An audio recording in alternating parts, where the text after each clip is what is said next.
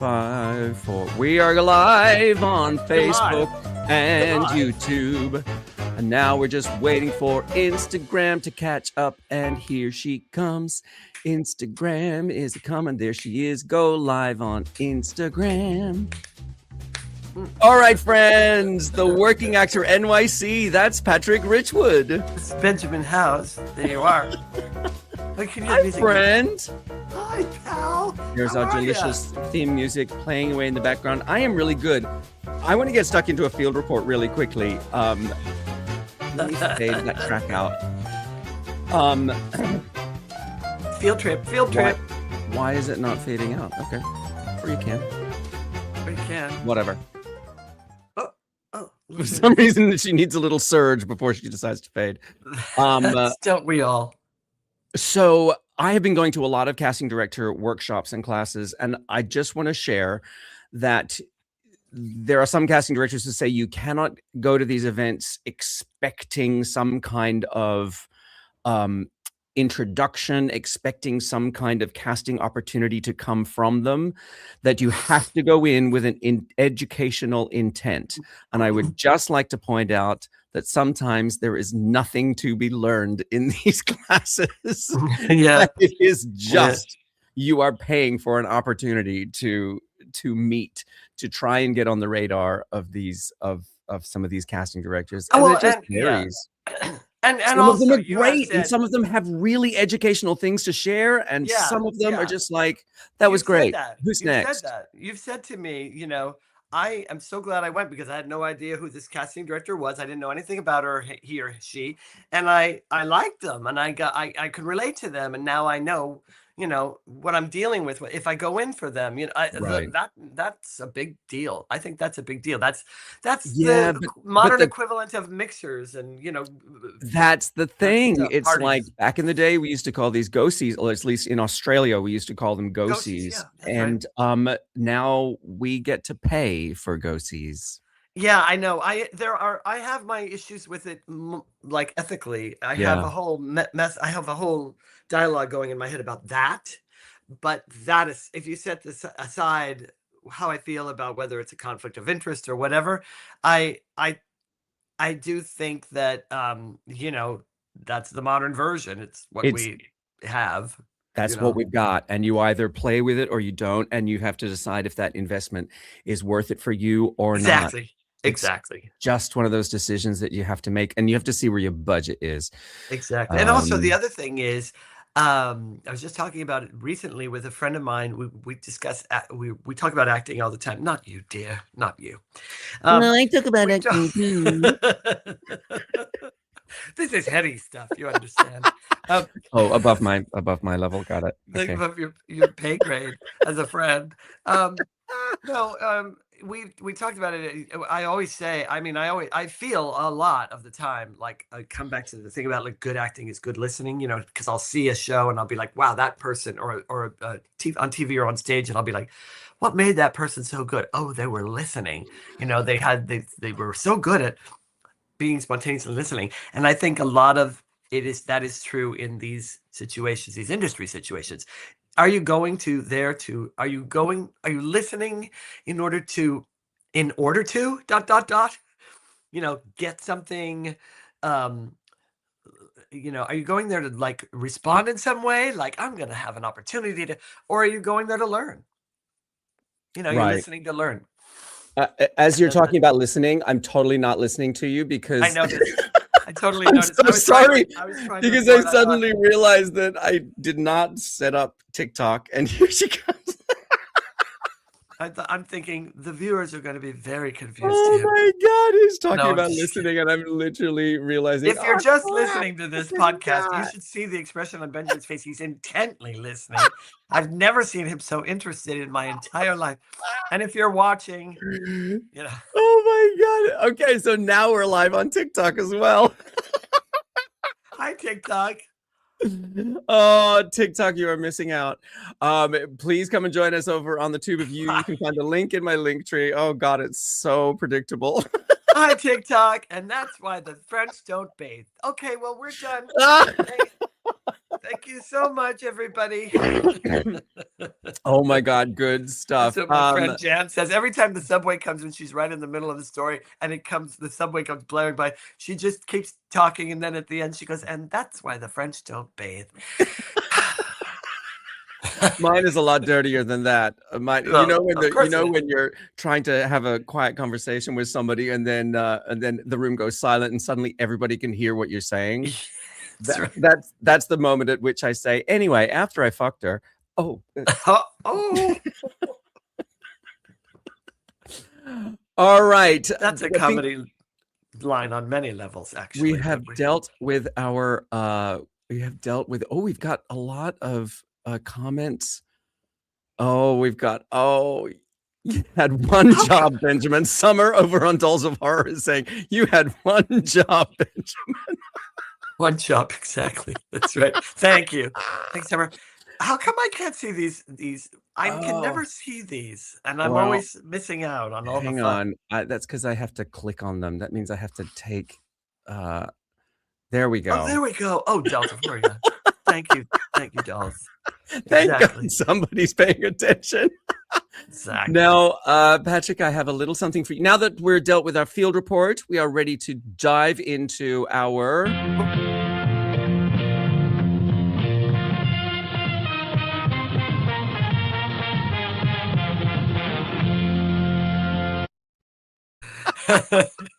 That's good.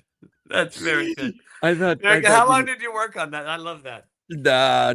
Oh, that's no time at all. All right, let's welcome to the stage our first special guest, because today we are discussing audition stories. Audition stories, and we're not talking about the good ones. Well, we could be, perhaps. Well, we could. If that's what you feel compelled to share, right? Then please have at it. But what we asked for was the ones that are memorable for the wrong reasons, because we've all got. Let's face it, we've all got them. Every actor has that audition that they still think about at 2 a.m. And today we are seated around the internet campfire in order to share we are gathered here today to heal from the audition trauma, to share in the collective humiliation that we have all put ourselves through at some point or another. And no experience is too humiliating.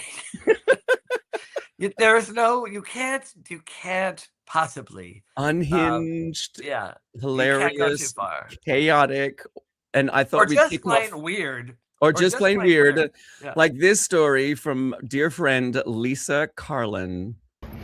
So my craziest audition story involved hopping a bread truck, a literal bread truck, to get to Ripley Greer on time. It was one of those, if you're a New Yorker, you know, it was one of those mornings where it was just a torrential downpour, so much that the New York subway system doesn't know what to do with itself, and it just floods.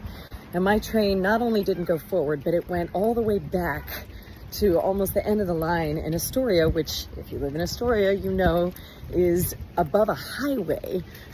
So it's like everybody gets off the train. I'm on the street level on a racing highway, torrential downpour, standing there with my umbrella and my full beat on and a backpack, just looking panicked and frantic and unsure of what to do. This is before Uber, and this was a good long ways from any other subway stop. So in my crazed desperation, there was a guy that was making bread deliveries, an actual bread truck that has the open side doors for easy delivery, I guess. This very nice looking gentleman in a bread truck said, "Do you need a ride, miss?" And I was like, yes I do. And I figured if it got creepy in the bread truck, I could always just tuck and roll out to the front door of the open door. So he drove me the equivalent of probably about 2 subway stops where I could get off and actually get a yellow cab. And I told my agent, I was like, I'm going to be dreadfully late for this. There's just no other way about it. And it was crazy. And then I didn't book it.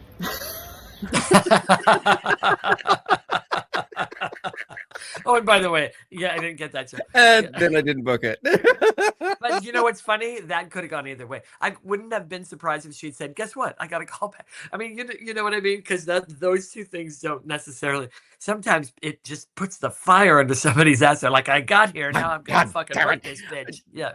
I honestly think that's one of the reasons why I had early success, was because I had this mindset of I moved continents in order to do this.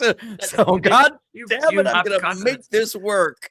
Yeah, there's something to be said for that. That's true. Very true.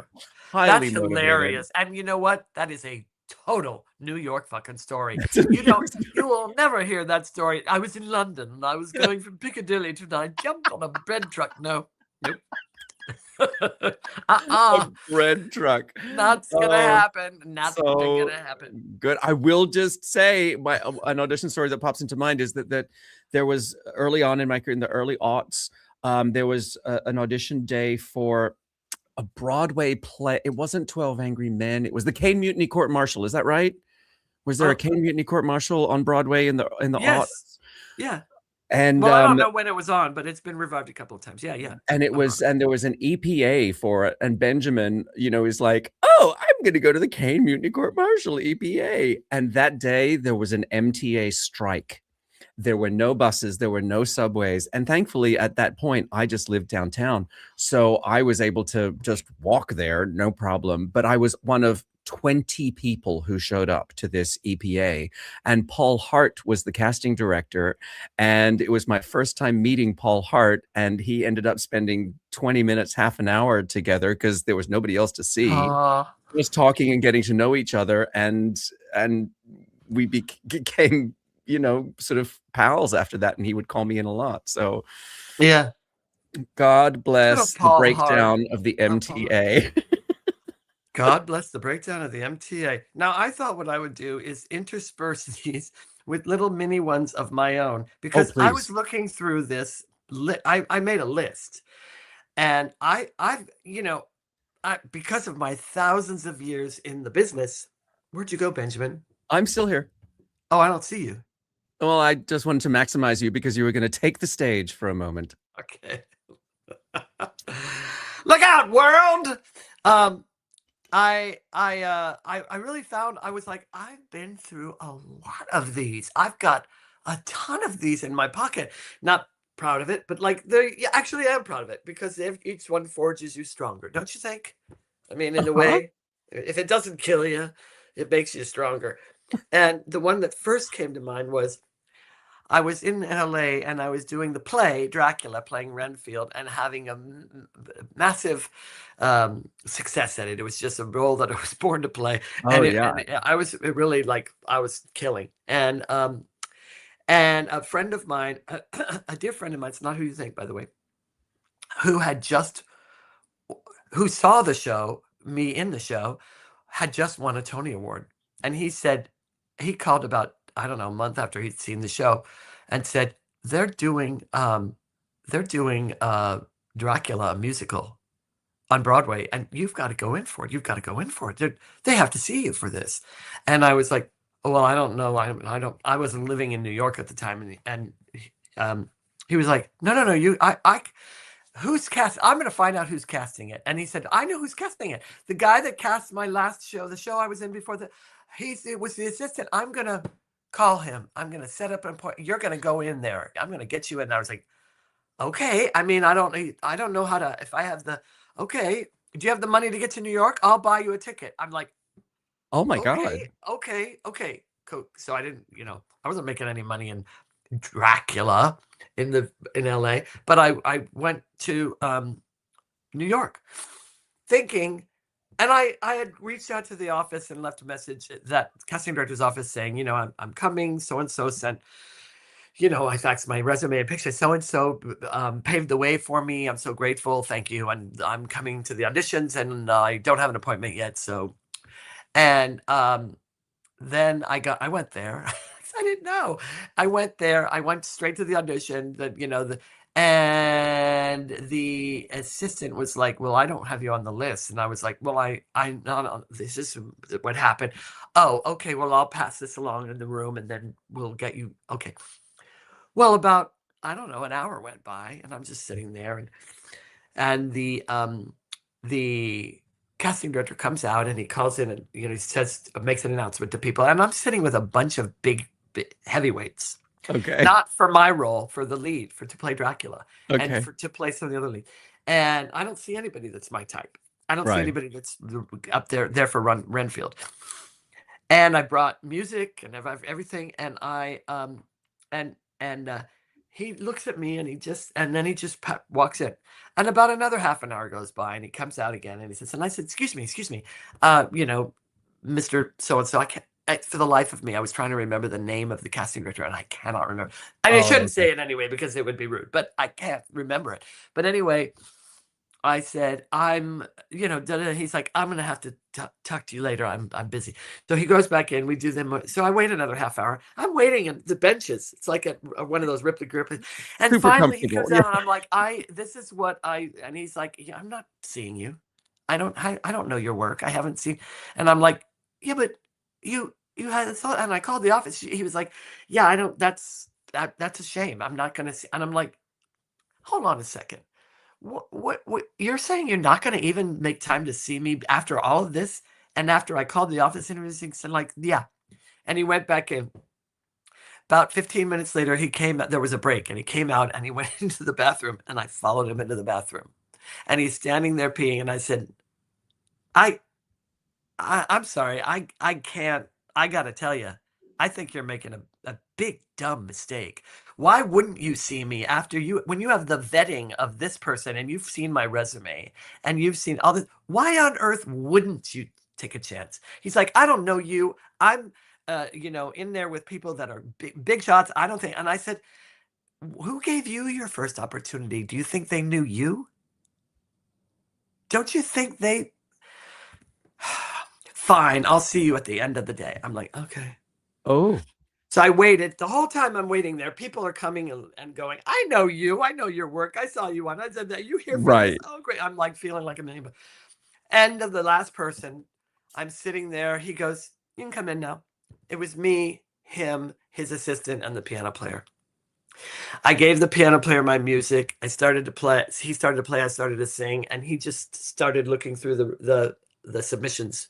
The people that they had seen and talking to his assistant. And the whole time I finished singing, he said, thanks. And I left and I got on a plane and I went home. Oh, Patrick, no. At the urinal. That's right. And you know what? I'd do it again. You know why? Because I believed in myself and I thought, Right. You're being an idiot. Why wouldn't you take a chance? What's the worst that could happen? You say to them, this guy's got the vetting of this person. He's got this. Shall we see him? He's right for the role. I mean, should we take it? Do you want to? Or at the end, at least be like, I'm calling this if I like you, I'll call you back. And then listen to me and watch me, but not that. It was. I mean, so that could have douchey. been a polite way to get to deal with it. Instead, that casting director chose to be a dick about it. It was super douchey, and I'd already had a lot of New York credits, and I'd already had a lot of film and TV credits, and I was playing Renfield. So anyway, I'm not righteous about it. I feel like an idiot about it. But the point is, I couldn't have won. I did everything. I really did everything I could think of. I tried to be. I didn't listen. I know it sounds like I cornered him in the bathroom. I didn't. I just wasn't interested in being ignored anymore. Like after a plane ride and everything. Right. You moved continents to be there. The least you were going to do was show up, get in the goddamn room and sing the goddamn song. Yeah. So I went all the way out there and I was like, this is going to work out. And it didn't. All right. Let's bring our next. Like at intermission. Speaking of getting in the room and singing the song, let's hear from our next contributor. Hi, I'm Andy Pagliuselli, and my craziest audition was when I was 18 years old, and I auditioned for Cedar Point Amusement Park, and I brought in the music for Something's Coming from West Side Story. Dun dun dun dun dun dun dun dun dun dun dun dun dun is the opening, and that's where you have to find the entrance. Could be, who knows? I always had difficulty, and I wasn't studying voice at the time, so I kind of went in blindly. I gave my sheet music to the piano player, told them how I wanted the tempo to go, and I stepped, "Hi, I'm Andy Pagliuselli, and I will be singing Something's Coming from West Side Story." The piano player began to play and had their piano or keyboard set to, I guess, bell choir, and so the music went ding ding ding ding dong dong ding ding dong ding ding ding ding ding, like handbells sounding, and I was like, could be, who knows? And I finally got into it. There's something new any day, I won't know. All of my sheet music falls off onto the floor. It was a complete disaster, starting with the bell choir and then the music that fell off the piano stand. I simply said, that's good. I think we're good here. Bye, and walked out the door. I didn't get the job. Really? Andy. Oh my God. I love that story. It's just the bell choir setting, like, for what reason? Oh God. I feel like didn't your friend have a similar story where you have one to read, don't you? I can't remember who it's from. It's from Kelly. It's from Kelly. Yeah, it's not the same. But I will read it. But have you ever had that thing where like the pianist is the thing that really fucks you up, and they're not going to acknowledge it. Nobody's going to acknowledge it because they're in the room all day together. But the pianist like comes in starts on the wrong key, or you say, I need it to be kind of clippy because otherwise I run out of breath, and they just go like this, or it was one of my early mistakes. I had paid music arranger to do my own arrangement of if you want my lovin', if you really do. And it was this great, sexy, bluesy arrangement of I Love You, but the Aretha Franklin song. And but it was in a slow, six. And this accompanist just could not get the hang of it and ended up playing it twice as fast. Oh no! Yeah. Oh my God! Yeah, I learned a long time ago that people that I've worked with that write out my arrangements and stuff for me they'll understand, and I've now learned, I mean long ago learned to say I want you to write it like it's a first time music theory person reading it. I want every nuance that we're charting here written down in a way that they cannot miss. And I do that because it might be a little bit of an insult for the not vast majority of the people playing for auditions out there who are great, but it's really useful when the person is not so hot. Then they just got them. I mean, I've had plenty of ones where it's like they're not great. It isn't. I mean, like auditioning is a skill, and I feel like being an audition pianist is a skill as well. You can be a fantastic musician, but being able to instantly translate what somebody's saying to you about the sheet music that's right in front of you, and I think it takes a breadth of knowledge of the repertoire as well. I think that yeah, that's true too. Yeah, Kelly, my friend Kelly Walters wrote. This one is about an audition that I was so bad I just walked out of the room right after I said the line. She said, I was in it was a procedural, and she said the line was 2 hot waters, 1 tea bag. And she said, I went into the room. There were 2 lovely, welcoming casting directors. They said, anytime you're ready. She said her line. It was so bad she just immediately walked out of the room. She didn't say a word. She went, picked up her thing and walked out of the room and left. That was it. No words. She just walked off camera and out the door. She says in the next thing, they did call me in for another audition though.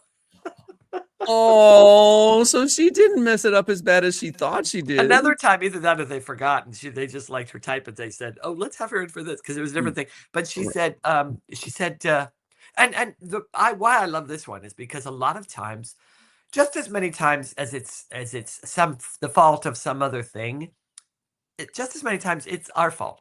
We sabotage ourselves because like I I happen to know her, and I happen to know that sometimes when she thinks she stank up the room, she didn't.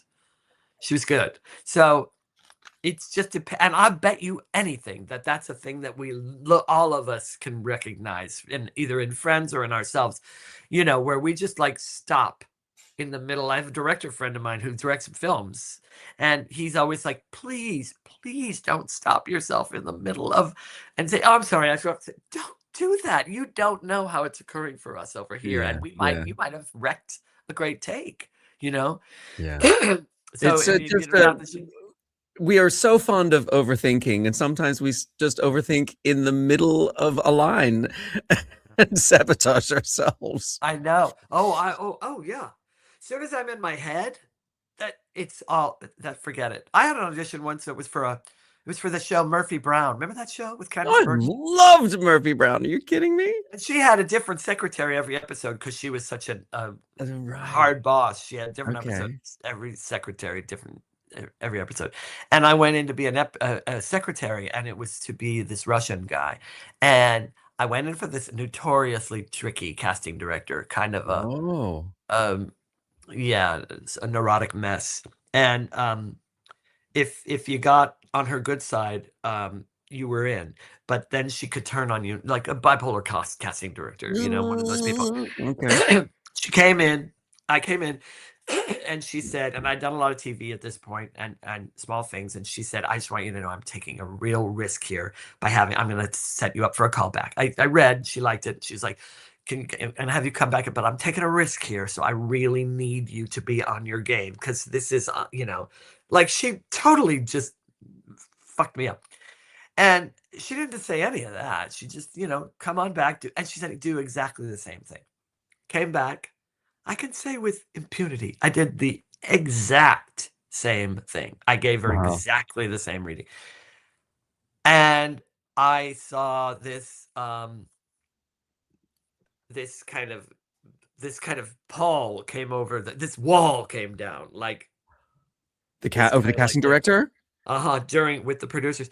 And I started to get nervous. It was a palpable energy. It was like, like her face and her body and everything changed. Like, what are you doing? And I was giving, really, I swear to God, I'm the 8 shows a week guy, for 3 years. And my hands started to shake. There's nothing worse than you're holding the sides and because you're and like, and so I got in my head and that was it. But I still gave a reliable, I was, you didn't embarrass yourself, and you didn't embarrass her. They could have used that take they could have used that take in front of an audience. They really could have. By the time I got in my home on my car, my agent was like, what happened? She said, you just completely went 160 degrees in another direction. You completely betrayed her. She specifically, and I was like, that's not what happened. But it was like, God. And fortunately my agent, everybody knew this we were dealing with a potential nut job. Right. But yeah, bad. Horrible. Ooh, just the shaky hand. All right. Shall we hear from another friend? Yes, please. Here we go. This is an audition story from a really, really long time ago. When I was a kid, I was auditioning for professional theater in New York and whatnot. And this was probably 2010, right? So self-tapes were just becoming a thing, right? They're starting to get on the scene. And my agent said, Natalie, we have a self-tape for you. Film this at home and send it in. And me and my parents, we didn't know how to do a self-tape. We didn't know what that meant. So we ended up filming the scene like cinematography style, you know what I mean? Like I was sitting on a couch with my mom and dad. My dad is in the shot, or maybe it's my mom is in the shot, I think. And my dad is filming, like doing close-ups and everything, getting really into it. No backdrop, me and my scene partner were in the shot acting together. And of course my parents were so nervous because they're not actors. They didn't know what they were doing. And so we sent it in, and then my agent got back to me and said, so I guess we need to teach you how to do a self-tape. And we were so mortified. but hilarious thinking back on it, especially now that self-tapes are such a thing. No one really teaches you that. You just are expected to know it, except for Benjamin Howes. So that's my silly audition story. I love it. I love you, Natalie. That's our beautiful friend and incredibly talented human, Natalie Welch. She is an incredibly talented human. She's a remarkable talent. And it's just adorable to think of her. I know. I'm gonna beg her parents to find that audition tape so that we can see it, because I'll bet it still exists somewhere. Because that's one of those tapes that you would never get rid of.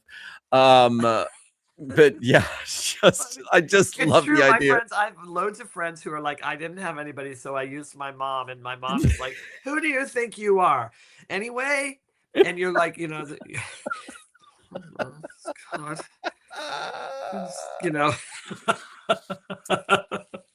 I wish I could remember what my first self-tape was, but I'm sure it took me hours. But I'm so used to them now, I don't even think about it, I don't remember self-tapes before COVID. I don't remember. When she said 2010, I was like, really? I don't remember them. There were, but there were very sort of specific situations. And not for theater, right? Mostly for TV or something. For TV, yeah. I remember doing it for TV. Yeah. There was a time when nobody would even dream of thinking of having somebody self-tape for theater unless it was like a star and they Isn't that how times have changed. Yeah. Fuck, no kidding. God. It's true. All right. So I will share with you a quick story. My very, very, very, very first audition in New York City. I was studying at HB Studio. I had recently arrived from Australia, and I was like, great, I can go and audition now. And there was this non-union, tiny little black box production of Godspell. And what's interesting is that our mutual friend, Danny Goldstein, at this very time was directing a production of Godspell that became quite famous. Barrett had a whole host of amazing people in it, Leslie Kritzer and Barrett Foa. And I mean, like people. Oh, yeah. Right. This was not that production. And I auditioned for this little black box production of Godspell. And I must have gotten a call back because they said, can you sing the opening of the show? I can't remember which disciple sings the, I don't know, Bob or Dwayne. I don't remember which disciple sings it, but it's the prepare you the way of the Lord. Yeah. So I sing. And I finish it, and he says, that's wonderful. Now sing it again, but I want you to sing it invoking all of the mysteries of the universe. And so I sang it exactly the same way. I was like, what sort of bullshit note is that? Like, that doesn't even make any fucking sense. Oh, Benjamin. I did not book the job. You couldn't just give a little and invoke at least invoke a little mystery. Okay, not all of the mysteries of the universe. God, just one mystery. You didn't have to take him so literally. You could have invoked a few mysteries of the universe. God. Lazy. That's just lazy acting. That's what that is. That was my bad. My bad. Can't take an adjustment. Thank you. You know what? Can you make an announcement out there? Please tell people we need the invocation of the mysteries of the universe, or why are they here? Who do we have next? So funny. Oh, and then there's the other thing where you go, they've asked you to please prepare these 14 pages and these 4 songs. And, you have 4 days to do, and it's a Broadway show, and you do. And inevitably you get there and they go, oh, by the way, we're only doing the first scene and the first song. We are not singing people. And you're like, I have this story. You can set your watch by it. I have this story. I was auditioning for a new production of The Phantom of the Opera was going out on tour. So it was a brand new production, not the Broadway production. And so they brought the British team over, and Mary Sugarman at Tara Rubin's office asked me to prepare the entire manager's scene. scene, which is a 10-minute, 7-part harmony, of which culminates with prima donna, first lady of the stage. And they asked me to prepare everything, the full 10 minutes, 48 pages of music. And 48 no, you're kidding. No. It was 48 pages. It was 10 minutes of the show. It was 48 pages of music. Wow. And luckily I was pretty familiar. And when I got there, the British team were like, great, lovely to meet you. Let's start with something from your book. Yeah, exactly. Yeah. And so I sang from my book and they said, thank you so much. Oh, yeah. As I'm walking out the door, I gather my stuff. I'm such in shock. I go and I just sit down on a bench outside. Mary Sugarman comes running out the door and is mouthing the words, I'm so sorry. I'm so sorry. I just looked at her and I said, 48 pages of music. I will say, in darling Mary Sugarman's defense, that is a yeah, pay me. Exactly. That is 48 pages, pay me. I agree. In Mary Sugarman's case, though, that is a policy in the office set forth by Tara Rubin, not by Mary Sugarman. And Mary Sugarman was just going with what the office does because that's not her style. It's not. She's very conscious of, I think, of, that trouble that actors go to. And I don't know. Do not pretend to know why it is the policy of Tara Rubin, but she's famous for it, and she has her reasons, I'm sure. Well, in this case, sure. I know that she emailed my agent afterwards and said, "Oh, we tried to get Benjamin to come back in the room, but he'd already left." And and I was like, "No, I don't actually believe that." But they were saying that this is what the team from England had requested. But I will note that once the team from England left and they were it's 6 months later when they were going through the next round of auditions, they called me back in again. And it was like, please learn these 3 pages of Prima Donna and, we'll go from there. So it was they knew, but it was just like whether or not you have the power to yeah, I know. It's actually kind of silly for us at this point in our lives to think. Every time we get all this material, we're like, okay, here we go. It's kind of ridiculous for me to think they're going to watch it all. There's no previous evidence that that's ever happened. Even with the live version where they go, we're not doing those 4 scenes. We're just doing the one, while you're in the hallway. I had one where I went in, I was so prepared. I had to do an Australian accent. I had to be, I'm sorry, a New Zealand accent. Oh, well, no. What about the emus, right? Is that Australia or is that Australia? That's Australia. Okay. And I had to do an Australian accent, and I really practiced my Australian accent and everything. And I think I was pretty good for the material I had. I could nail it for the material I had. Yeah. And I had my whole thing, and it was the character, his daughter, and a narrator that you could either play that you're seeing or not seeing because they didn't say which. So I was playing it like, who is this person talking, or what is that voice? I can't remember, but I had a whole funny take on it. It's a 3-person scene, and it's 7 pages or whatever. It was a really funny scene. I go in, I sing, I have them in the palm of my hand. They loved me. They loved my song. They just were like, what's that song? Who are you? How did you arrive here? You're brilliant, right? And then now we're going to sing, and the casting director, speak, and I'm getting my pages for the scene out of my thing on the top of the piano, and the casting director stands up and go, by the way, we cut the narrator. We're not doing the narrator. Did you get those? And I was like, what? And he's like, we cut the narrator. Are you okay with that? And I was like, and in my mind, I thought, well, I've already got them in the palm of my hand. So yeah, I'm fine with that. I'll wing it. And this is great. They'll get to see me like, well, I didn't wing it. It didn't get wrong because it threw me too much. It just threw me too much. And in hindsight, I could see myself saying, I actually didn't get a heads up about this. So why don't I take this out and relearn it? And, and I don't have a problem doing that. I honestly don't normally. I'm always telling people, do your thing. It's your moment. It is your moment. And I don't. But because I was like sort of riding on a high, I didn't want to lose the momentum. I didn't think I was gonna lose any. Oh my God! And I really, really, really take exception with the casting director doing that, but he's a great casting director. I love him, and I don't, who knows what he probably thought he had or whatever. But it was one of those things where it was like, Jesus Christ, you really gonna do that? Yeah. Oh, the things we have to ride with. I had an audition to play a trans man on the L Word, and I was so self-conscious. It's the only audition I've ever gone to in character, LOL. Oh, in character as a trans man. Okay. Danielle. Get it, Danielle? That's funny, Danielle. That's really funny. I will Oh say, my God, I never knew that.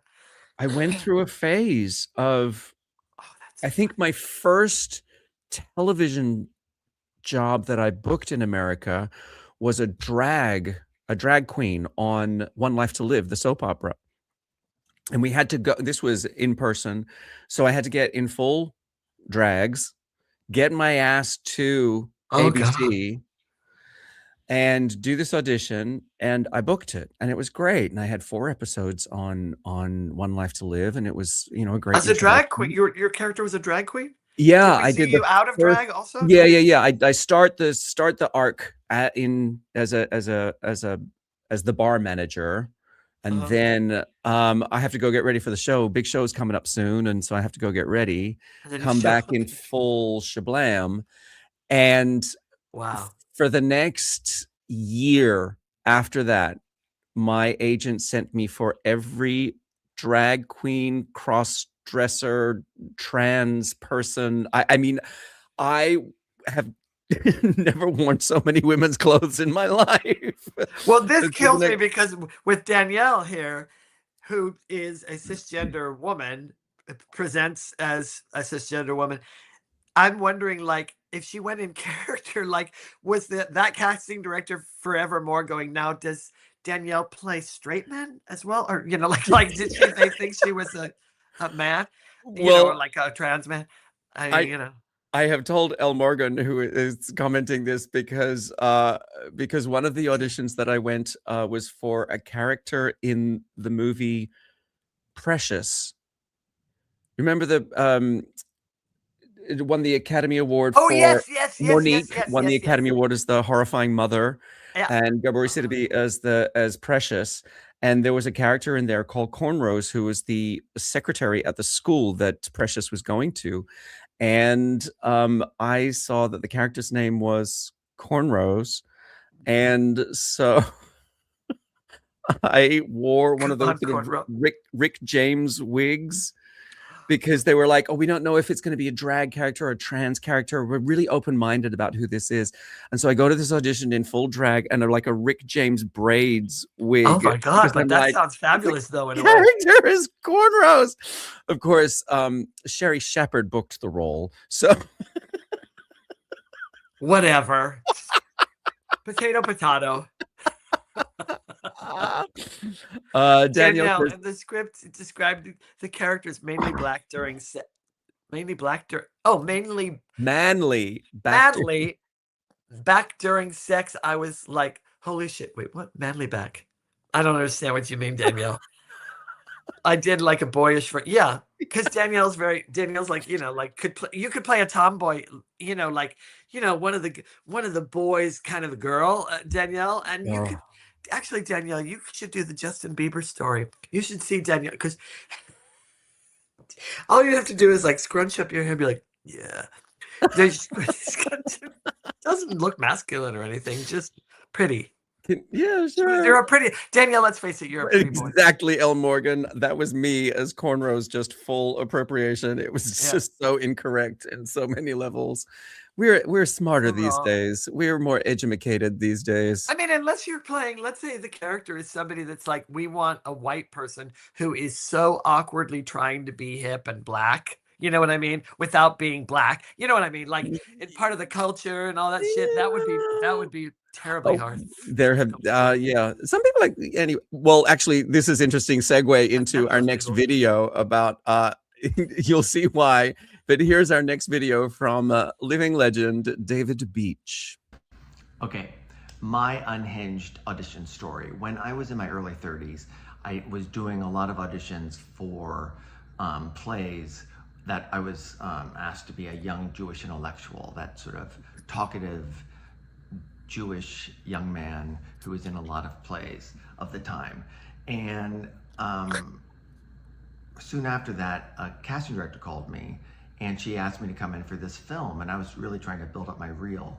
And it was a movie about this young Jewish intellectual and his relationship with his Jewish mother. So it's basically sort of an autobiographical pick.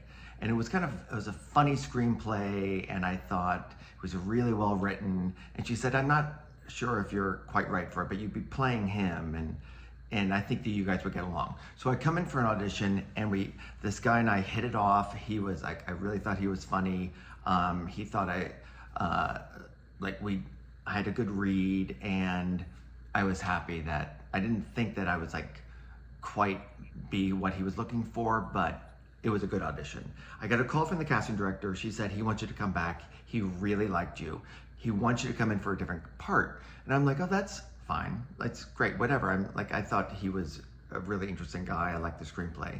I said, what part? And she said, he wants you to come back for his mother, for his Jewish mother. And I thought, wow.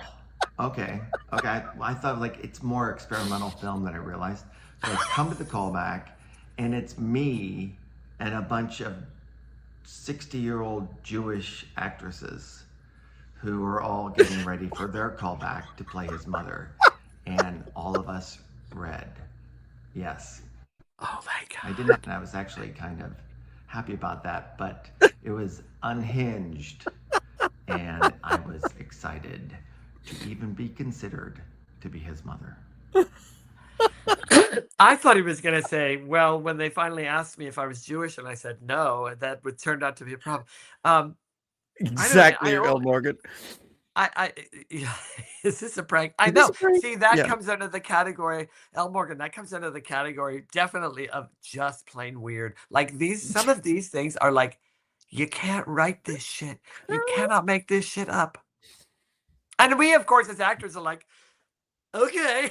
Exactly right. We don't go, you want a what? We're like, okay, yes, and yeah, exactly. a job? Okay. What do you want me to do? Have you got another personal story to send us on our way into the morning? Me? Yeah. Oh God, I've got thousands of them with my millions of years of experience. The director thinks I have a range. No, actually, but not for nothing, but L. Morgan, but that's exactly what a lot of us have really do in our whole careers. Not just about auditions, but about all of it. It's like we keep having to figure out what's the glass half full part of it, because what's the alternative? We stop. Right. We don't do what we love. We succumb to the sadness of the day. There's some of those days have put me under the bed in a fetal position. Right. Back in the day, let me think. When was the last time? I don't know. Not for a long time. But they hurt.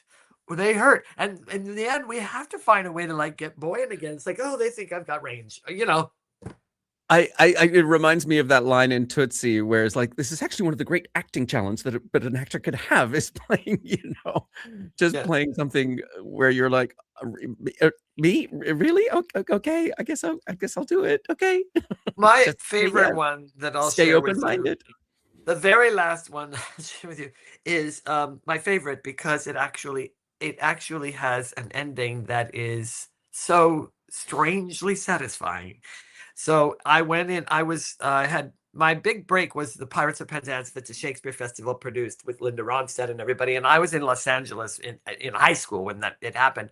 But when I graduated, they were casting the first national tour. By then the show was on Broadway. It was a big hit. So I auditioned and I got in the first national tour, which started in Los Angeles.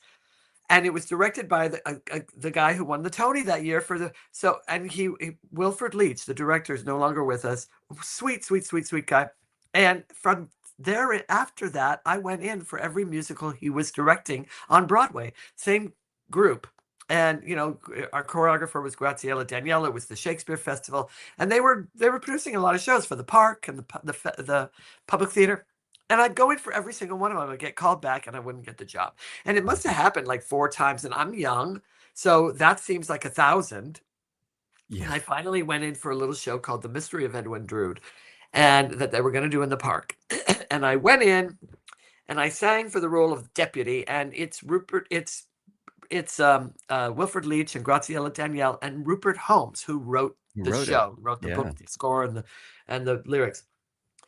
And for those of you, if those of you don't know, Rupert Holmes was already a celebrity for winning a Grammy for writing what's known as the Pina Colada song. The Pina Colada song. Pina Colada. Yeah, it's actually got a different title. I forget what it's called. It does. Yeah, I can't remember either. But yeah. And so I was aware that I was in the presence of like, this guy's pretty famous. He's writing a music industry. You're in that. Yeah. So anyway, I sang for them. And there weren't any lines. I sang for them, and they wanted to see a general kind of, and they were like, so great to see you, Patrick. Thanks so much. Thank you. And I didn't hear, we're going to call you back. And I left, and I got all the way down to the street. This was in the 80s, 80, I don't know, 83, 84, maybe 85. And I went, nope. And something bodily turned me around. I got back in the elevator, went straight up. The casting director was just opening the door after somebody auditioning to get the next person. And I said, just a minute. And I walked right past them into the room. And he was like, oh, okay. Close. He came in with me and closed the door. And they were like, oh, hi, Patrick. Did you forget something? I was like, I just have to say, I've auditioned for you guys for a number of things. And you always have me back. And I'm so appreciative. And I know you believe in me. But I really feel like if I don't work with you, if you don't cast me on this, it's never going to happen. And I really, really, really would be great for this show. I'm just certain of it. I'm it. You want me in this show. And I knew they loved me in the show that I was in. I knew they loved me in the show I was in, and that I had done well for them. And they were like, and Rupert jumps up from the table. He's like, you know what? Let's just see. Well, I don't have any. We love your resume. Let's. He's doing the scales, and I'm singing, and everything. He's like, yeah, you've got a great voice. I just don't. We don't. And Rupert's like, Wilfred's like, it's not you, Patrick. We will keep. Don't worry. It is not you. It's just not. And I was like, oh God, I've now arced this out, and so I ended up making. I was like, well, okay. I felt I had to. We're so glad you did. It's lovely to see you. Don't worry. We're glad. So I made a joke on the way out that made them all howl with laughter. I cannot remember what it was. Thank God. I was like, leave him on you know what I mean? Leave him laughing. And I left. Okay. Never got. A year later, after I'd gone away and done a TV series and then come back, I'm cast in the first regional production ever of The Mystery of Edwin Drood. And they're going to workshop it. And so Rupert, unbeknownst to me when I got cast in it, as the deputy, Rupert Holmes is going to take the best of London, the Park, and Broadway. He's going to make the published version. So we're actually a workshop production. And the director with whom I'd worked before said, I'm going completely different with the role of the deputy. I want you to do it like we're talking like Dickens gone crazy bad. Like, I want you to be like a ghoul music hall. You and the Gravedigger are going to be like a team. Okay, well, we did. Well, it was a massive hit the way we did it. It caused the whole show to have different endings and be a different vibe and everything. And then they asked me to do it in LA. It was a big deal. I'm sitting in rehearsal with Rupert Holmes in the midst of that. And he looks at me, and in New York City, in a rehearsal studio that overlooks Schubert Alley. Those were the days. And he looks at me and goes, God, I'm so sorry that you never came in for this on Broadway. You would have made this. If we had known then what we know now because of the way you're doing this role. And I went, well, I did come in. I did. I was that guy. What? And I go, yeah, I came in for it. He's like, no, you didn't. I said, yeah, I remember I came in and I was like, I said, and all the color drained from his face. He goes, that was you? I go, yeah. He goes, I can't believe we didn't cast you. I'm like, well, I'm cast now. About 7 hours later, it's 3 a.m, 12 hours later, it's 3 a.m, the phone rings. Patrick? Yep. It's Rupert Holmes. I've written a murder confession for you. I'm going to make you a murder suspect in the show. Do you have a pencil? So I got to debut a murder confession. Isn't that great? Oh my God, what a great story. Aren't you So it went from clever? the worst to so satisfying. It's like, you So know, good. So good. just And to actually, goes to David show you. Beach, whose video we saw before, played Durdles in Mystery of Edwin Drood that Natalie Welch and I did at good speed 2 years ago. There you Oh yeah, go. that was wonderful. Yeah. Full circle. P.S. They never do deputies that way. They've never done that. Nobody ever does a deputy in Durdles that way. Nobody. Yeah, our Never once. deputy only got one chance to be the lover in one of the endings. He got See, voted. the way we did it, the deputy, the way it was portrayed, Tony only one. Azito, the late Tony Azito, and I, that caused the deputy to be the lover every single performance. Oh yeah. Because he was so ghoulish, you couldn't resist. Yeah. So, you know, but anyway. Excellent. We want to thank everybody for joining us, both live and all of these amazing submissions. We will be back for another live podcast in 2 weeks from this very moment. 2 weeks from now. Who knows what we're trying to talk about? We don't know. You can't make us. You tell us. What the hell should we talk about next? Tell us. Right. But this has been so much fun, and I'm so grateful to everybody who shared today. Andy Paluselli, David Beach, Lisa Carlin, Natalie Welch, Danielle Walters, for her. Danielle Weeks. Yeah. Thanks for being here. We'll be right back in 2 weeks' time. So we'll see you then. Come on back here. We love you very much. Hell, Morgan, you and those bold and posted moments of yours.